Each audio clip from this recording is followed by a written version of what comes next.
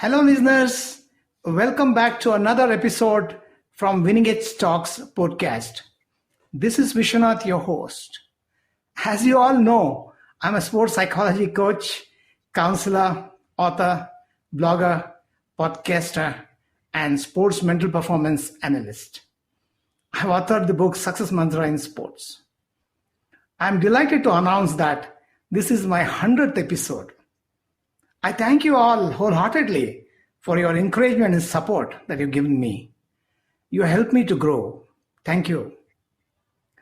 And for this episode, I have with me a special guest who is from Newcastle, Northern United Kingdom. He is a sports psychologist, mental toughness trainer, blogger, podcaster. He is the founder and administrator of the group, the Sports Psychology Hub. You too can get access to this group on Facebook. Please do. Okay, without much ado, let me welcome Mr. David CHARLTON to the talk show. Mr. David, nice to have you on the show. Yeah, thank you. Yeah, thank you for the invite and for your 100th episode as well. That's fantastic. Well done for that. Oh, thank you so much. Thank you. Okay, now, Mr. David, why and how did you get into sports psychology? Right. So as a youngster, I was a reasonably talented golfer, I would say. To give some context, I play off a 2 handicap now. The dream in those days was to be a professional golfer, which in hindsight, I didn't necessarily have the talent. However, also the mental side was a big factor. I wasn't very confident.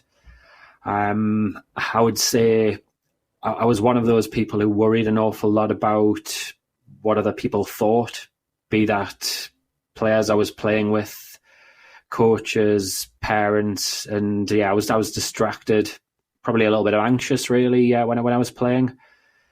I then got into, I did a little bit of football coaching in my early 20s, had a real interest in that. But again, I would say the confidence side of things just didn't help me. So at that point, I had an interest, I gained an interest and appreciation for sports psychology. I didn't do anything with it.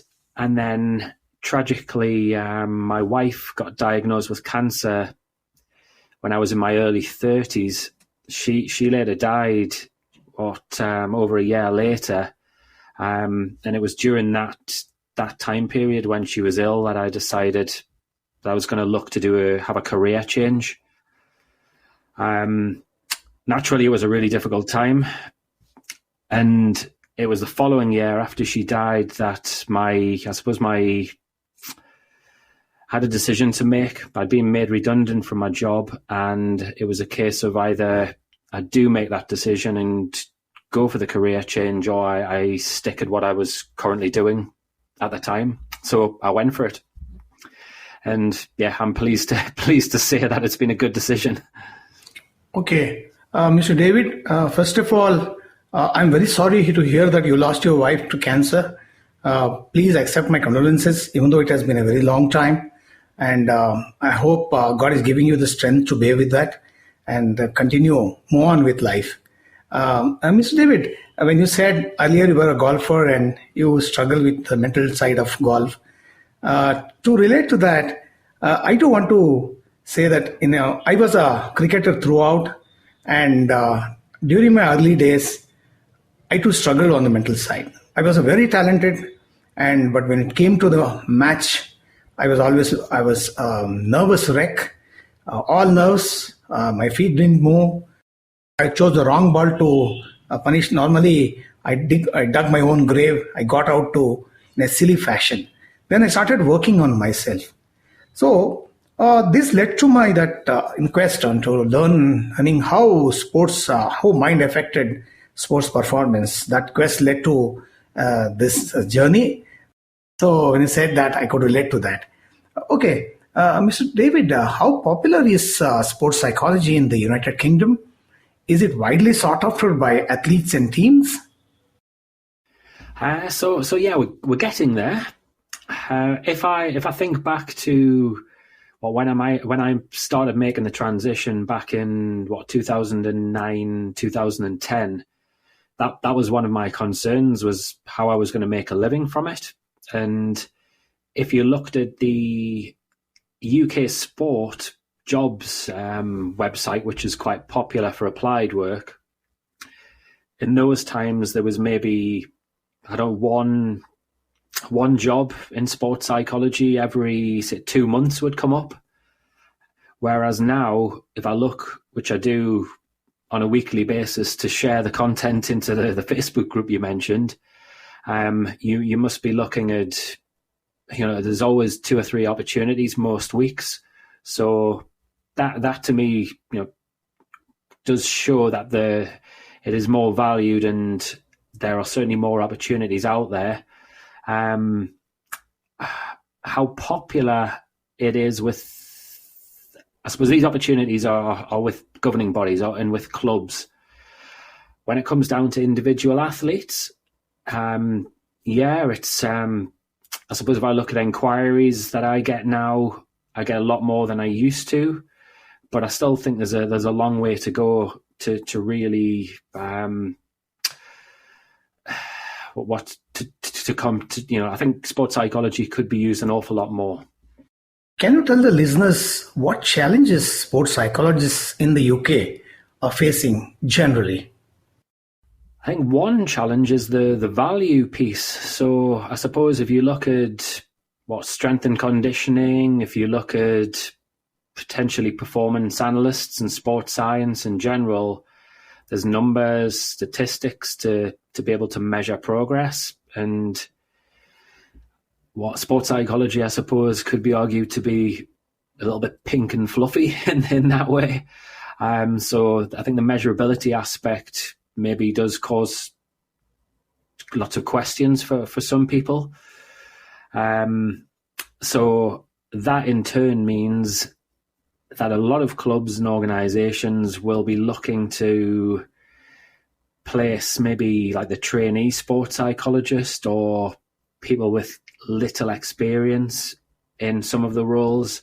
They'll try and get people to do stuff for free, which I recognise, you do need to do that up to a point. But when you look at the reality, if I was to tot up how much money I spent on my education, it would be in the region of about £70,000 to £80,000. If I was to train to be an occupational psychologist, I would spend exactly the same amount of money. However, the opportunities when you get qualified are very different, certainly from that financial value type of. I think as well, as a sports psychologist, maybe challenges that they have. So I'm looking at this from a slightly different tack now. We're not told in a degree, in a master's degree, in the next stage, which is a chartership, how to market our services. And I think a lot of sports psychologists really struggle with that, and the best way to go about that. I see them posting an awful lot on social media, but certainly from my perspective, just posting on social media doesn't cut it. It's not going to get you clients. You need to do more than that. I've got one more challenge. So the third one, I would say, there's an awful lot of sports psychologists out there. So every year there's more and more coming into the area. You also have a lot of mind coaches, mental skills coaches who've done 2-week qualifications, 3-month qualifications here and there. So that again can be a challenge for the sports psychologist, which links obviously to the marketing angle. Okay. What efforts are being made in the UK to promote sports psychology? Do you have associations, networking, then the applied psychology part? How do you promote? We have 2 bodies. You've got the BPS, so that's the British Psychological Society, get my words out, and then you have BASES, which is the British Association of Sport and Exercise Scientists. So they have between 2 and 4 year programs which run after someone's done a degree and then a master's degree. So they're actively promoting sports psychology in different ways. Certainly what I would notice is the BPS would be very research heavy in the way that they promote it. BASES too, however, BASES seem to have more of an understanding, or more, well, not necessarily understanding, but they tend to share more educational things around the applied aspect to sports psychology. So in both, I suppose both bodies do very good jobs, but they come at it from two very different angles. They have conferences on a regular basis, and again they provide CPD and like different networking events. How about your networking? Do you have an association of applied sports psychologists? Do you meet often? Do you interact? Do you support each other? Actually, that I could have mentioned that as a challenge. Really thinking about it, it's a lonely role as being a sports psychologist. So I would say for a lot of sports psychologists, they will feel that pain of being isolated. Personally, I've tried to do something about that. So I've got a team now who I work with, and there's a group of us. There's around about 10 of us, and we support each other. They're based not only in the UK, actually. I've got an Italian counterpart, and I've actually, funny enough, I've got someone who's based in India as well, who's part of our team. And I feel that works really well. We have probably about 2 or 3 events every month to be able to help each other out and present to each other and challenge each other along the way, and that's hugely beneficial. Mr. David, first of all, we look at each other as competitors rather than facilitators. So we should be seeing ourselves in that role because the sports world is too huge for one person to do all jobs. So we can specialize, we can connect, we can share our work, we can do a whole bunch of things. But we should stop looking at ourselves, at each other as competitors. That's one point. And the second is your sports psychology hub is already doing that bridging work. As you said, there's one in Italy, there's one already in India, and you have, a lot of things are happening. Your sports group is already doing a wonderful job at it. So best of luck in the future. Do more of this connecting work so that this industry grows and athletes will be helped from it. Okay, Mr. David, which sports do you specialize in?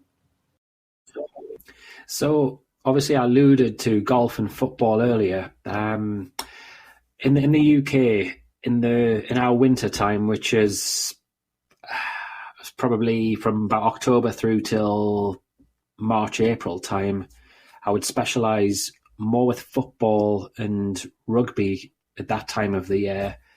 And then the golf season, the cricket season, they open up in around about April time through till the back end of our summer in September. So they would complement the football and the rugby. So that keeps me nice and busy.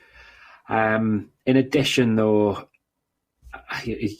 when you say what do you specialise in, I could reel off probably about another 20 sports that I do get involved in, and I love that variety, in all honesty.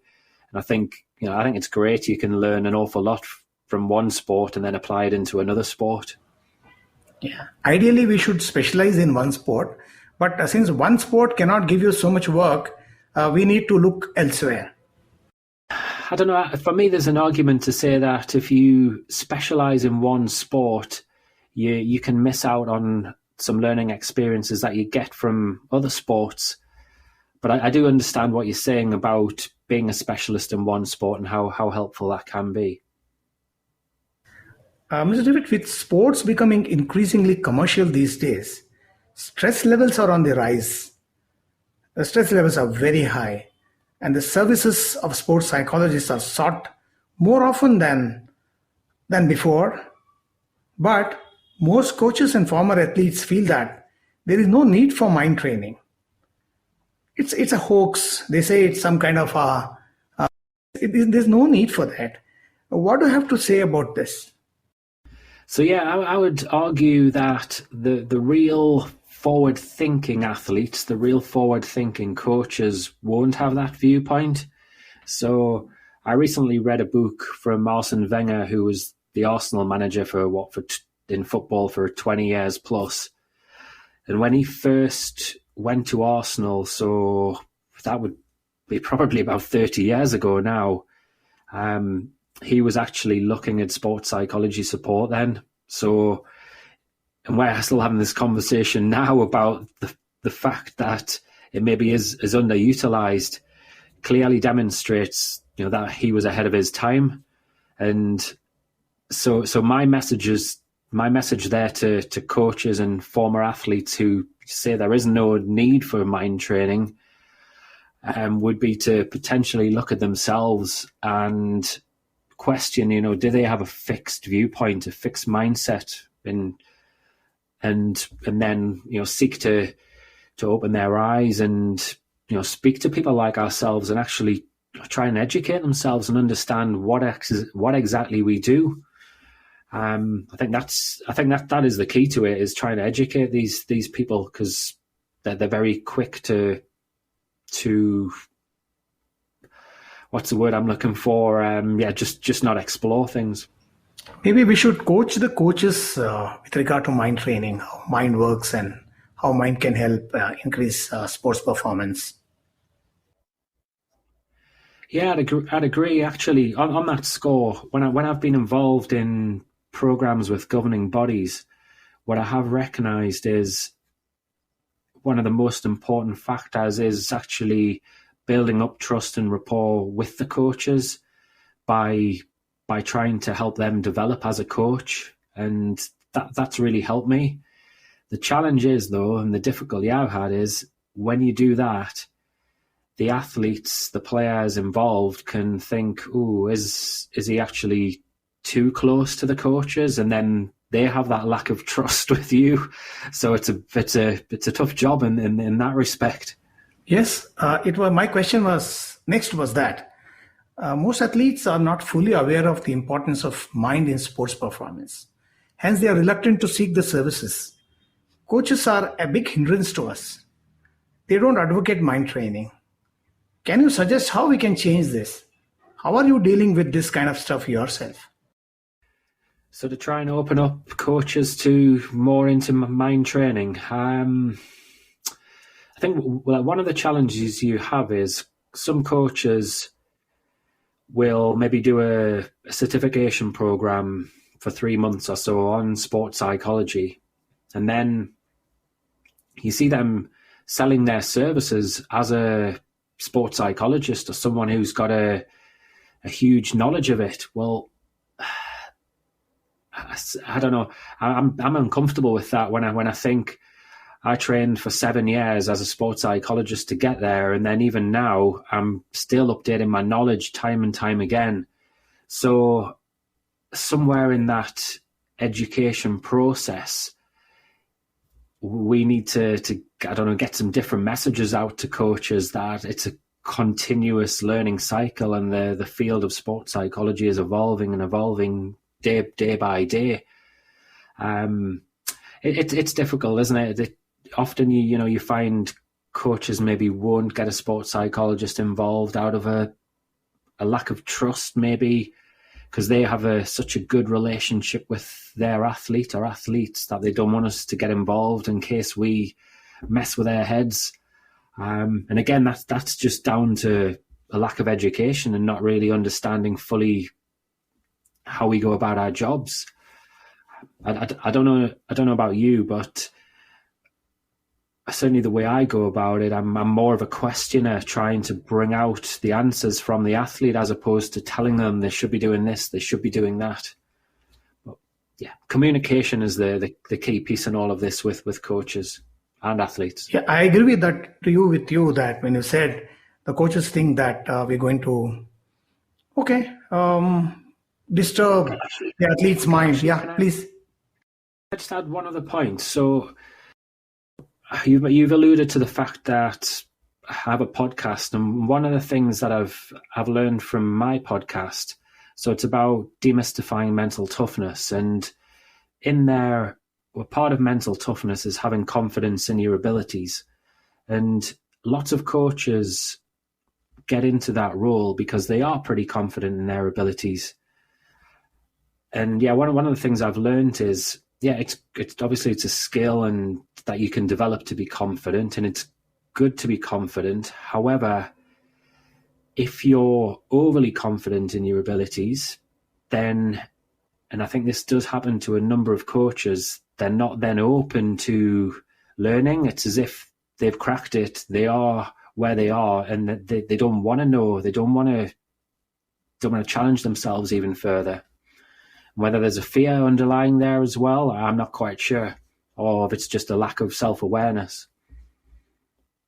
The coaches think that they know it all and they can do our roles as to how they can train athletes on the mind.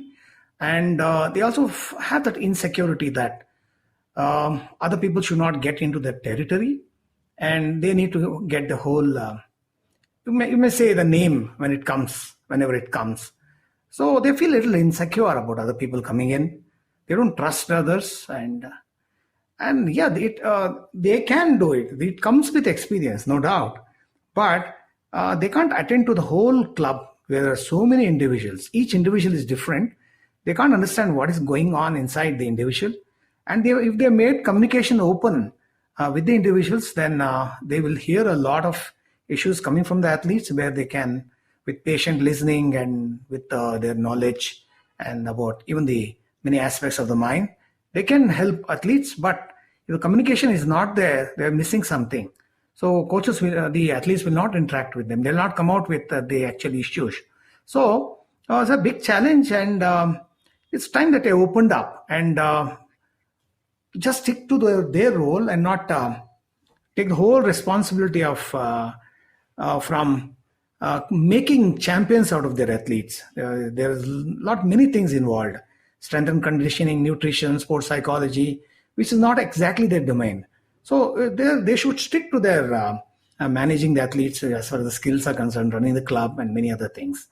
So definitely, they too can do a lot more in terms of being mentors, mind coaches when the sports psychologists are not available.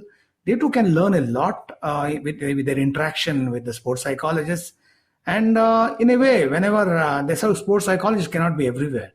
So the coaches can play that role very effectively. So it's wise that they are more broad-minded and be open to this aspect of mental training. Yeah, no, I agree with some of your sentiments there about, as we say, about being open-minded. And really, for the sports psychologist, I think really that does typify why we need to try and build really good relationships up with coaches to understand the stresses, the pressures that they face as well. Because we've got to be understanding from that respect that often their jobs are on the line if the performances of their athletes do suffer, and then they've got busy lives as well. If they're not a professional coach, they might have other jobs and they'll have families and things, and that time aspect can be really difficult for them.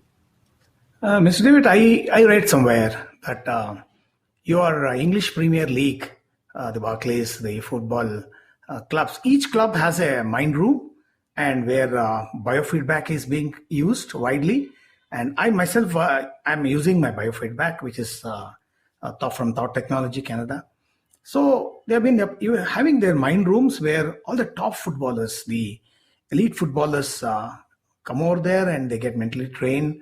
I don't know on what. It's very nice to hear about that.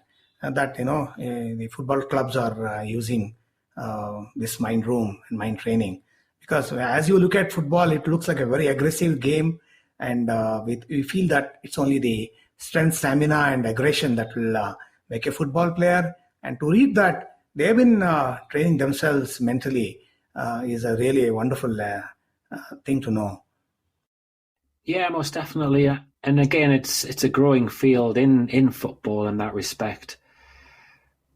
I wouldn't say every club is doing that, but certainly more and more are getting involved. And when you talk about the challenges footballers do face, then one of the biggest things that I tend to work on actually, again, is communication. There's a lot of blaming goes on in football. There's a lot of comparisons with their teammates. Fear cultures takes place, the way coaches communicate with them, the way the teammates communicate. A lot of criticism they've got to deal with from parties in the club and then social media. So a massive part of my role is actually help and educate them how to assert themselves in those different types of situations. So ultimately they feel a bit better in themselves and more comfortable and confident. And then it allows them to express themselves more freely on the pitch. Okay. I remember Ben Stokes took a break from international cricket due to mental health concerns. Today I read in the papers about Jason Roy withdrawing from this year's IPL, citing bubble fatigue. How is the UK addressing mental health in sports? And what is the role of sports psychologists in this regard? So yeah, mental health seems to be a huge topic in the UK. It's talked about pretty much every day now. You'll see something in the newspapers or on the most prominent websites there where there's an athlete coming out talking about it. So there's a lot more awareness.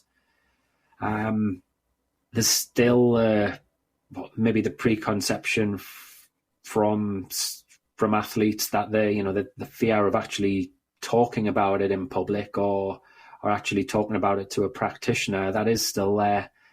And I suppose that's probably down to the culture of elite sport where you're told to work really hard, to grind it out, you're going to have bad days and to get your head down. And so I suppose there's mixed messages there, isn't there? If you talk about it, yes, it is a strength.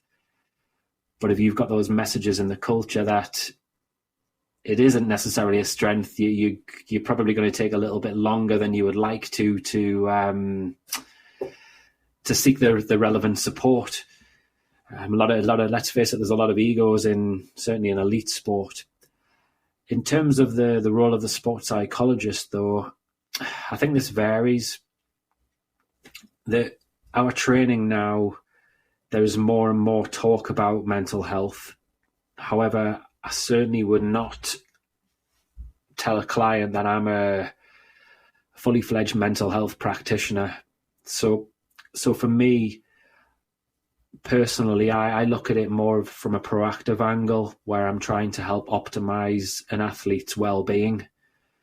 Because if we're honest, performance and well-being do go hand in hand. If I have any doubts about their mental health and anxiety, depression, eating disorders, OCD, then I would refer it on to a clinical psychologist or a counselling psychologist who's really specifically trained in those areas. And luckily enough, part of our team, we do have a clinical psychologist, and I'm looking to bring somebody else in as well, because I think they can actually educate us and teach us, and we can certainly work with them to refer them work. Okay. Mr. David Charlton, that was my last question. You have shared so many of your thoughts in the last 30 minutes. Is there anything more you want to add? Anything more I want to add? Well, as far as the field goes, it's going to be very, very interesting to see where we are in 10 years' time. We've made such huge leaps in the last decade. I think it's exciting times for the field. And on that note, what I'd love to hear now is, if you don't mind, can I ask you some questions? So, yeah, I wondered what the accreditation process is like in India for you. How do you get qualified as a sports psychology coach or consultant? If you have to tell you, applied sports psychology is still is in its infancy in India. The premier sports psychology association is the Sports Psychology Association of India, the SPI, which we call. This was founded in 1985. But this association is mostly confined to these physical education universities because all the committee members, the management are professors and teaching staff of these physical education universities. And outside of it, they're not doing much as far as the applied work is concerned, attending to the professional athletes outside of the universities. But in the West, most professional athletes are also students of universities where the sports psychology applied sports psychologists get an opportunity to talk to the professional athletes. In India, it's different. The professional athletes don't have interaction with the professors of these physical education universities. So even as far as sports psychology accreditation is concerned, there were not many colleges offering regular sports psychology undergraduate and master degrees in psychology up until recent years. Now many universities have come up. There's a university started by the Government of India, which is at Manipur, which is a sports sciences university that offers sports psychology as also up to the master's level. Then there is an university in Punjab, then another in Chennai in South India, which are offering up to the sports, the master's degrees. But as far as the certification goes, there is no certification coming from any particular association. Even the SPI don't certify the psychologists as they are as certified to practice as applied practitioners. That is still not in practice in India. So a lot needs to be done. And as you said earlier, there is no networking. Each one is working independently by himself. And there are many sports psychologists who have come from abroad, who have done their masters and even the doctoral degrees from abroad, foreign universities, who are back in India and working with many professional athletes and many sports bodies and sports establishments. They are doing their work very sincerely, but it's a lot needs to be done. So the work has just begun, and most athletes are getting the hang of it because today's sport is very commercial. Many athletes are making sport their profession, and when it is a profession, they're very desperate. They're very insecure. So the mind takes a lot of beating. It gets stressed up, and it gets so it also shows in their performance. Now they are able to realize that mind training is required after all. Earlier it was thought that no, the bodies will do the job. Mind has no role, but now they are going to understand. But they agree that mind training is necessary, but they don't open up to this. Even psychological counseling is still a taboo in India. They're not open to getting themselves counseled, meeting a mental health professional or a psychologist or a psychotherapist as such. So a lot needs to be done in this regard. So more and more youngsters and young students are taking up interest in sports psychology. And as you said, brighter days are ahead as far as the field of sports psychology is concerned. So that's it. Yeah, no, it sounds like it'll be, as you say, it'll be very interesting again in your country to see where it goes. Out of interest, then, I've listened to Virat Kohli, for argument's sake, talk an awful lot about cricket and the way he's changed his approach over the last decade. And he looks like a guy who's worked with a sports psychologist. So if I was if there was a Virat Kohli out there, a Rohit Sharma, who would they be looking to approach to help them with their mind? I don't know really, because all those things are kept under wraps. Even if sports psychology would have trained him to come out of bad form or discover his old good self and to flourish, they would not be coming out openly.